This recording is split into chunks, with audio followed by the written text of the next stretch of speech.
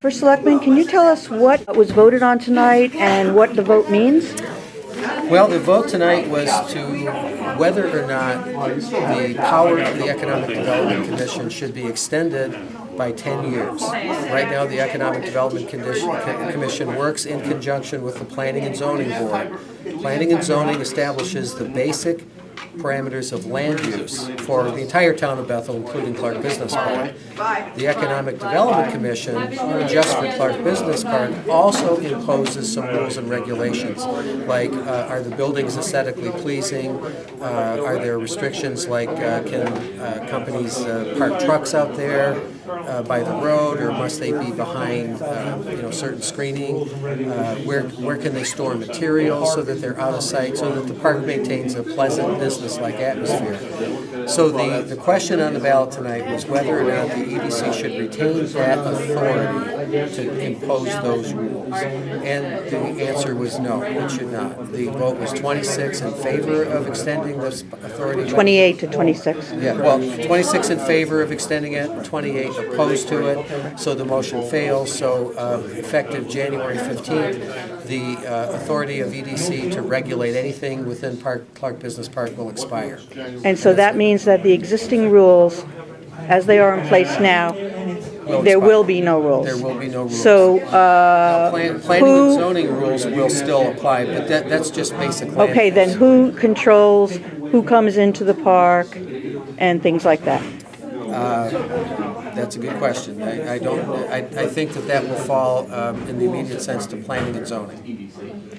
Okay, they've been operating with a different set of rules like a different layer of rules than EDC has. Okay, and one more thing. There was an issue recently about a crematorium coming into the Clarke Business Park, and the EDC felt that it was not a good idea, and the Planning and Zoning approved the text amendment. So there was obviously some controversy there, and from myself attending the meetings, I've seen that the two commissions went against each other.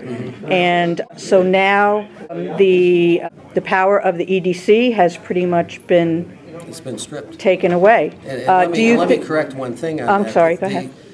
That opposition to the crematorium was being discussed. It had not been formally decided. It was still up for discussion. I totally understand. That is correct. Yeah. But what I have seen in my witness is that the majority of people at meetings or writing letters have always been against it, as the EDC was seeing that it was in the best interest of the park not to have that. But that's a side issue. Right. But it was an important issue because we had several members of the applicant for the crematorium speaking up tonight and at many other meetings and making problems after problems, making it seem as if everything went wrong when the EDC for 30 years has been the stewards of the park. So, as it stands now, what will happen with the crematorium? The text amendment was approved, so what happens? Who controls that now?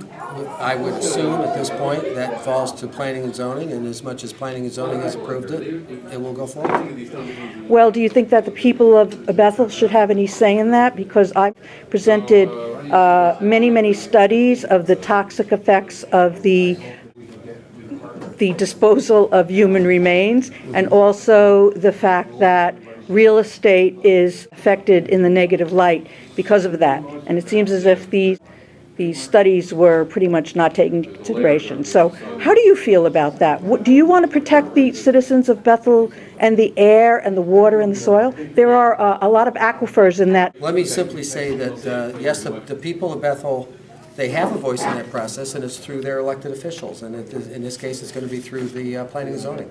All right, thank you.